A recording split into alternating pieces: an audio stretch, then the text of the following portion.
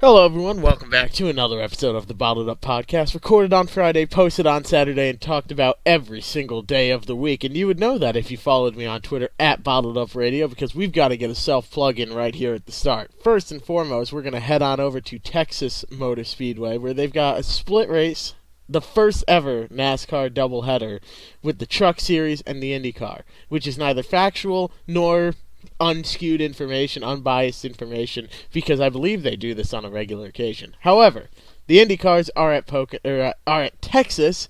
The trucks are at Texas. The trucks were not at Pocono. That's what I was trying to say. But we're going to cover the race from Pocono. And if you don't want a long summation of it, just all I can say is that it was a snooze. And I'm genuinely sorry to say that, and I hate to say that, but this aero package, it was not the same Pocono that we are used to. And calling it a snooze might be a bit unfair, and I realize that, but at the same time, Pocono is a track that is legendary for these intense restarts, 5-6 wide going into turn 1, awesome battles all throughout the race. I mean, you're really never locked into a position because there's so many places to pass. There's 3 turns, and we're going to get into the argument later about how many turns there are at Pocono. I know the argument is mostly died, but we are going to put the final nail in the coffin and lower it into the ground on how many turns Pocono has. You want the long story short? Pocono has 3 turns. We'll get more into that later. But it has 6 major passing zones, I would say. Arguably 9 major passing zones. 2 per turn. You can really drive it hard into a turn and beat them on exit. You can drive it a little easier into the turn and then beat them on exit. Just drive it off harder than them and pass them coming off the turn. And that's the same for all the corners. So that's 6 right there, 3 times 2. And you add on each straightaway is a really great place to pass. And you wouldn't really think so. But if you can get a good run going, each one of those straightaways is like a backstretch at Daytona. It's long, it's fast, and if you get a good push going from someone else, you can make your way around somebody. And you can make a full pass on the straightaway. That's why I consider it a passing zone. Pocono, 3 turns, 9 passing zones. That's what we're going with. However, looking at the results from final practice of the Truck Series, you have Johnny Sauter taking it with Matt Craft in second, Austin Hill third, Tyler Dippel, great run in fourth, Anthony Alfredo, crazy run in fifth, right behind him, Todd Gilliland in sixth. And the difference between first and fifth place is about half a mile an hour, which doesn't sound like much, but that's because it's not. Half a mile an hour, that's it, separates first through fifth. And really first through sixth, it's .006 miles an hour from fifth to sixth. However, it is .06 seconds. .06 seconds from first to fifth. Fifth to sixth. 1/1000th of a second. That's how close these trucks are. And it took a long time for a lot of these trucks to get dialed in. I mean, DGR Crossley, I'm going to use them as an example. The first practice, they were about 0.8 off the pace. That's huge. Because the difference between first and last is actually about 4 seconds. But Ted Miner in the Extreme Air, I think that's Phoenix Refrigeration / Prestige. I don't even know. It's abbreviated here on what I'm looking at. Ted Miner, a driver who I've not heard of, and forgive me for having not heard of him, rounded out the field in 32nd. But Natalie Decker was 28th, another DGR truck. She's about a second. About a second. 1.3 seconds off of the leader. So first to 28th, 1.3 seconds. That's wrapping up the field pretty close. And the difference between first and about 20th was 0.8 seconds in the other practices. Everything seems to be a lot more condensed now. Everyone in the top 21 is under 30 seconds. And the fastest time was a 29:47 by Johnny Sauter. This is going to be a really, really good truck race. And by the time this is posted, it will be over, which I'm sorry. But my speculation for the race, and I'm recording this at 12:15 p.m. on Friday. So I have not seen the race yet because the race has not happened yet. I think Anthony Alfredo will get a top 5. I always say that. But he's really got a shot to win this race, I think. And I would love to see it. He is back for redemption at Texas after a really, really bad wreck last time he was there. But he's in the 15 truck. He's looking fast. He's faster than Todd Gilliland by a thousandth of a second. Realistically, though, other people that could win the race, Harrison Burton, I wouldn't be shocked at all. Matt Crafton, I think he's got a good chance, but I don't know if he's going to really make it until the end. I don't know if he's going to be able to carry enough speed all the way to the end. That seems to be his biggest issue. He's fast for a while, and if he gets lucky with a well-timed caution for a pit stop close to the end, where it's like a 15 to 20 lap sprint, yeah, I think he's going to win it. But he's got to catch that caution just right for him to really be competitive and good.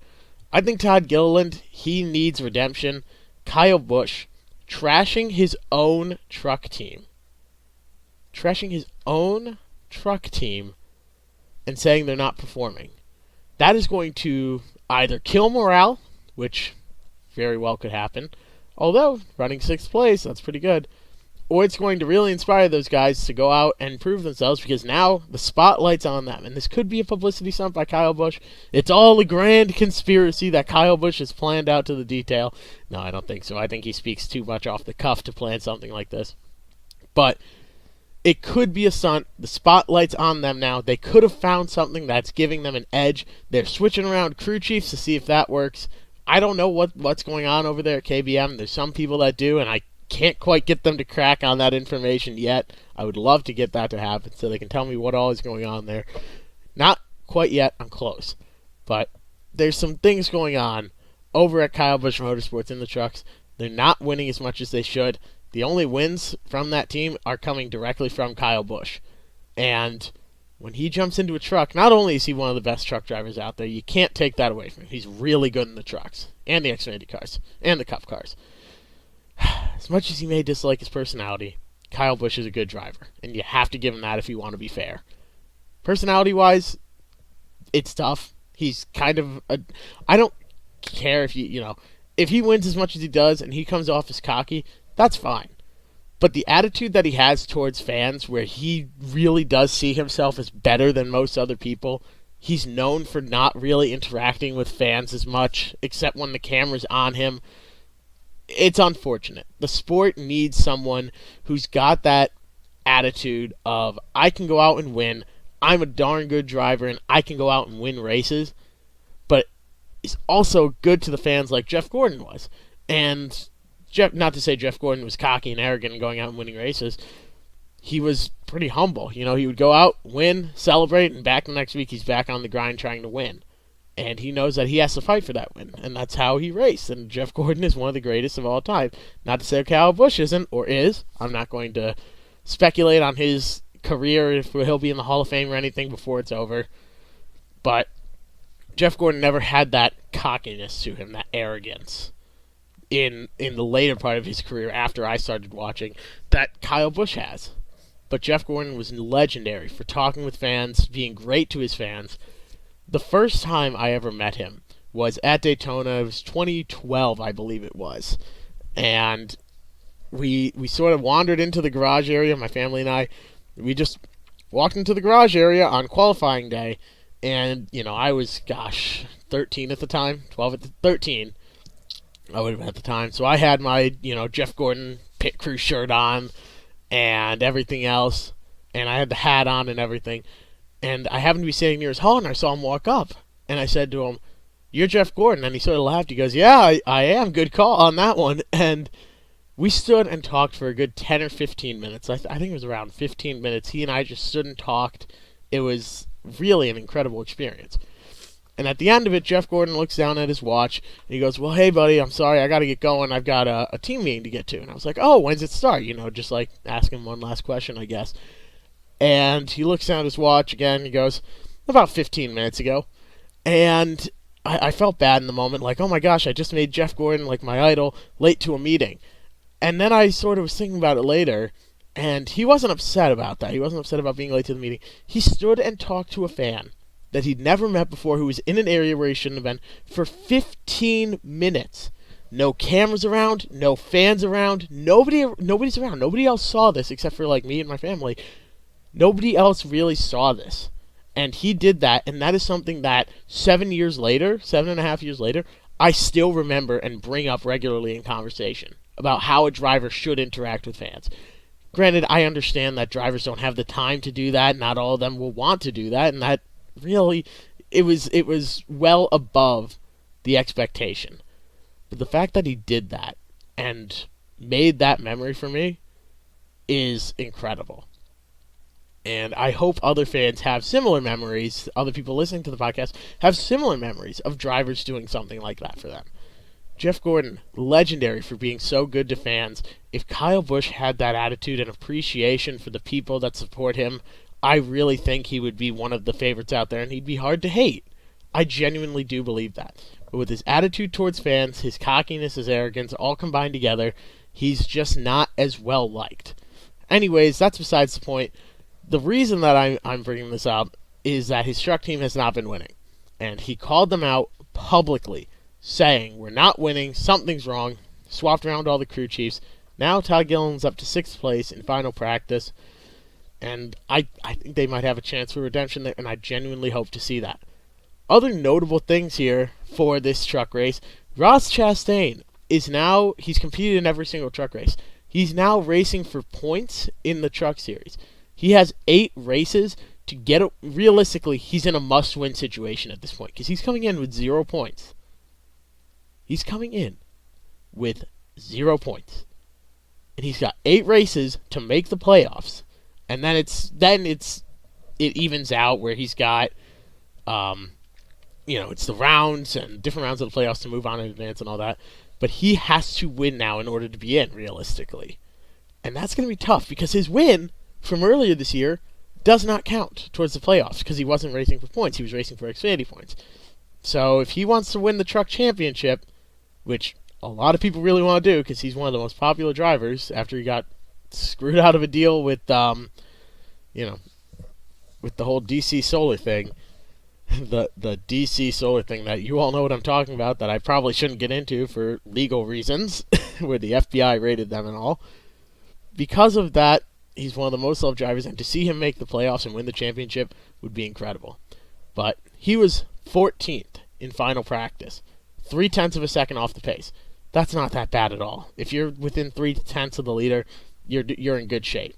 Greg Biffle making a comeback, racing the 51 truck for Kyle Busch, 29.763.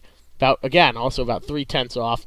So he was 16th, technically 0.293 seconds off. Chastain was 0.265. Regardless. Greg Biffle, back in the truck. He says he's excited. If you follow Matt Weaver on Twitter, then you'll know that some of Biffle's comments where he was asked, is this like a retirement for you from the trucks? He goes, no, I don't think so. So Greg Biffle will probably be back, which is pretty cool. I would like to see that. Sort of just disappeared during an off season and didn't come back to the Cup Series from Roush. I don't know what really happened. He just sort of disappeared. Sort of like Carl Edwards, just disappeared and fell off the map. And maybe that's what he wanted. He was tired of racing in the Cup Series.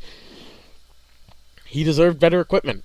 Realistically speaking, with Roush, they have been really suffering. Their Xfinity program, suffering for years. Their Cup Series program, suffering for more years.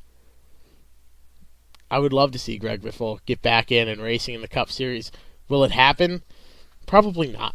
He's not the kind of driver, because he's retired once for driving in bad equipment and being sick of it. I don't think he's going to go back, because if he wanted to race in the Cup that badly, he could go race for Rick Ware Racing in the 51 there that Kyle Weatherman's driving this weekend. He could go race in the Cup Series for an okay team, for Spire Motorsports, for something like that, for Starcom even. He could go and race those cars, but he's going to go back and run at the back of the field, and he doesn't want that. He's a driver that's won in the past. He's a good driver, and he's going to want, if he's going to drive in the Cup Series, he's going to be out there to win. Kyle Busch Motorsports has winning equipment in trucks. Flat out. They can win. They haven't been winning, and that's an issue from the top where Kyle Busch is even saying we're not winning and we should be. He has winning equipment under him now. Do I think he's going to win this race Friday? No. Realistically, no. He's been out of a car for too long. Kyle Busch Motorsports is in a bit of trouble. They have trucks that can win. I don't think they will win. I think this race is probably going to go to Alfredo, because I'm biased, Sauter, or Crafton. That's my guess. Maybe Gilliland if he has a really good race and catches a lucky break. But at that point, it's the same thing for Greg Biffle. He needs a really good race and to catch a lucky break. Going back a week, let's take a look back at Pocono. Kyle Busch won it there. When asked about the new package in the press conference, stop asking me about the package. I'm not going to answer any more questions about the package. Just stop with it. Essentially paraphrasing him there. But not too happy about the package, but he got the win. Clean air was the dominant factor at Pocono. With a track that big, once you were out front, lap cars became so few and far between that the main factor, I think, was being in clean air. William Byron was fast, dominated the first stage of the race, really, and gets into dirty air and finishes further back, running in the mid 15th or so range because he's in dirty air. How fast he was at the beginning means nothing when he's out of the clean air. How many passes did we see after lap 10 after 10 laps into a run for the lead? Not many, if any.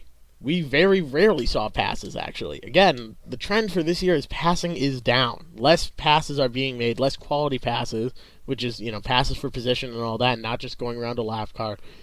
It's down this year. And it's just so hard to pass in those cars. NASCAR has always been high horsepower, low downforce.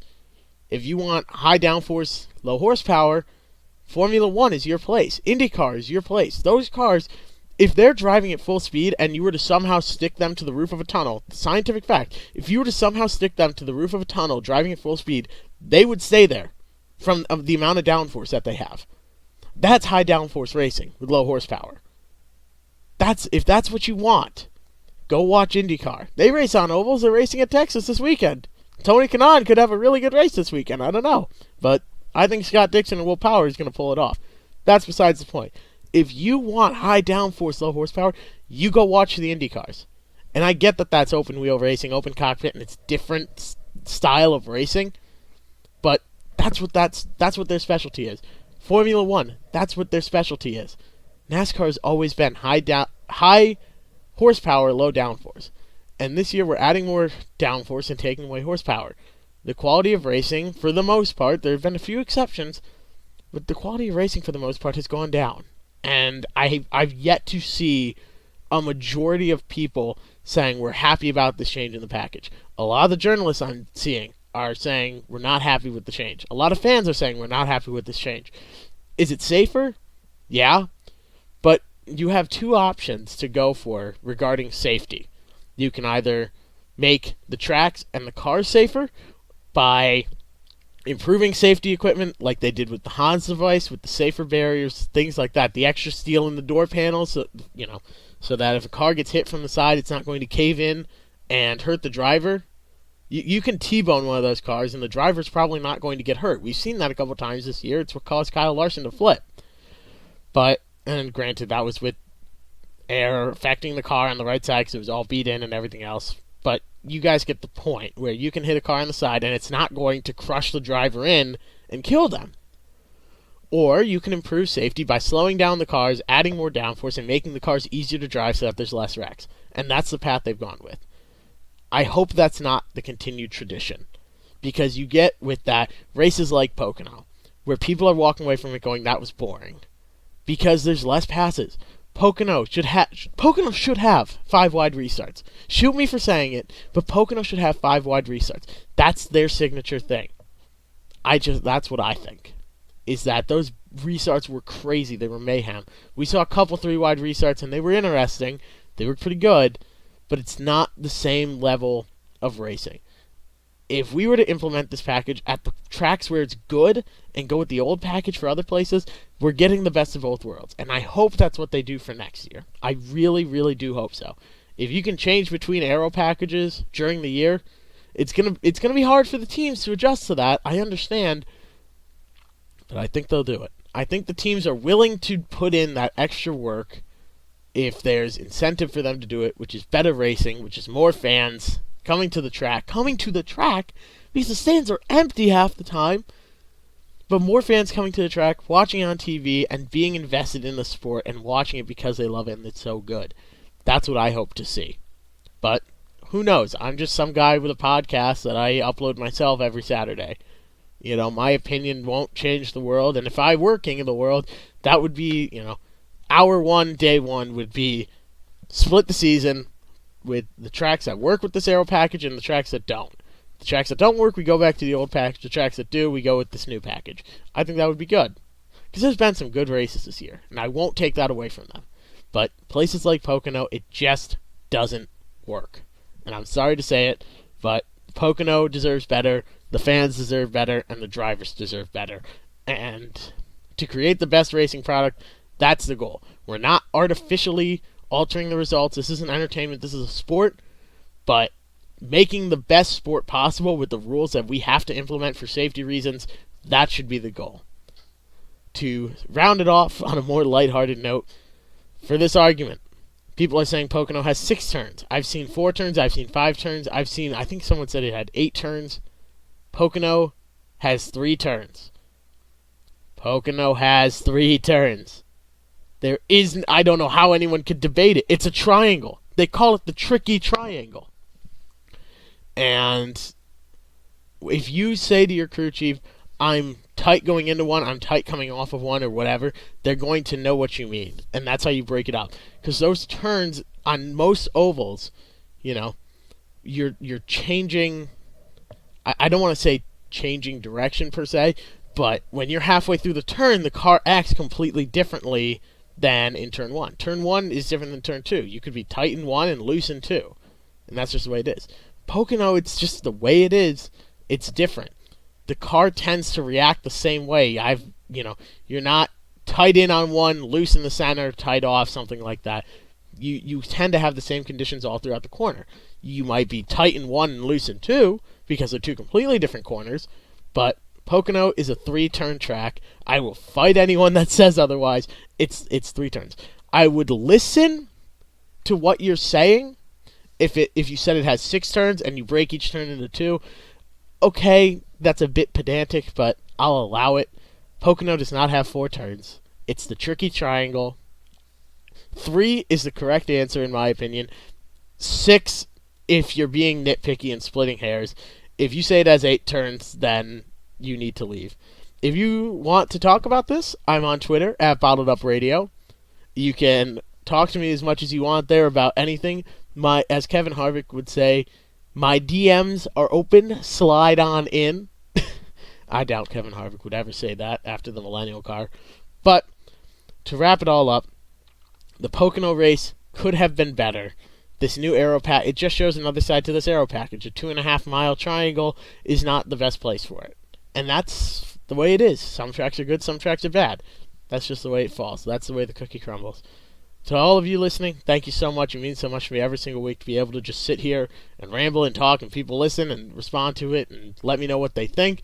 I love that. I'm on Twitter at BottledUpRadio. If you want to hear something specific, if you want to see someone on the show, just let me know, and I can try and do my best to make it happen. We're always reaching out to people, trying to get people on the show, and things are coming together. They're always coming together. It's a work in progress all the time until the day this show ends, which I don't see happening in the foreseeable future. Thank you all so much for listening, and this has been another episode of the Bottled Up Podcast.